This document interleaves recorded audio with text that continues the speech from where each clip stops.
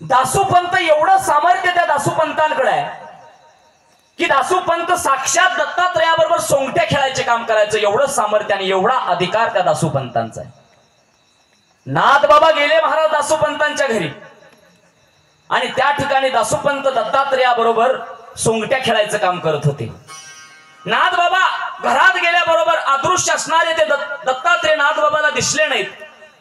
नाथ बाबानं दासोपंताच्या समोर नतमस्तक झाले, लोटांगण घेतलं. देवा, दासोपंताच्या मनात अहंकार वाढला. पैठणचा नाथ एक नाथ आज आमच्या इथं आलाय आणि चरणावरती नतमस्तक होतोय. मत्सर वाढला ना दासोपंताचा. काय करायचं नाथ बाबा? दासोपंत, गोकुळे अष्टमीचा सप्ताह आहे, मग आमची विनवणी आहे तुम्हाला. म्हणे काय? सप्त्याच्या 7 दिवस तुम्हाला कथा सांगायची, याला आमच्या गावाला.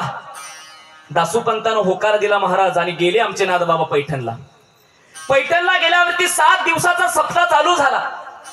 दासोपंतांनी देवा 7 दिवस अतिशय गोड कथा सांगितली आणि एक दिवशी जागरणाची सेवा आमच्या नाथ बाबाकडे आली आणि नाथ बाबा जागरणाची सेवा करण्यासाठी नारदाच्या गादीवरती उभा राहिले. डोक्यावरती फेटा घातलाय पांढऱ्या रंगाचा, कमरेला महाराज उफारनं गुंडाळला आमच्या नाथ बाबानं. समोर असंख्य असे भक्तगण बसलेत. माझे नाथ बाबा भक्तीमध्ये विठ्ठलाच्या त्या नामामध्ये गुरफुटून गेलेत. दासोपंतानं विचार केला, जो आपल्याला बोलवायला आलता एकदा त्याच्या कीर्तनाला बसून बघूया काय सांगतोय.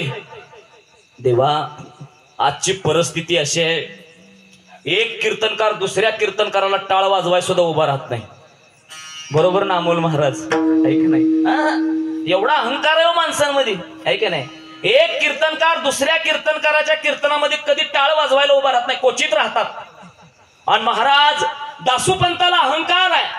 दासोपंतांना विचार केला, बसूया नाथबाबाच्या कीर्तनाला, बघूया काय सांगतायत.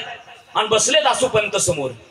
कीर्तन चालू झालं आणि कीर्तन चालू झाल्यावरती महाराज दासोपंताच्या मनात अहंकार आहे, मत्सराची भावना आहे, काम क्रोध दासोपंताच्या मनात आहेत, विकार आहेत. आणि महाराज आश्चर्याची गोष्ट, माझे नाथ बाबा नारदाच्या गादीवरती कीर्तन करतायत आणि माझ्या नाथ बाबाच्या पाठीमाग या विश्वाचा मालक भगवान दत्तात्रय चोपदाराचं काम करतायत.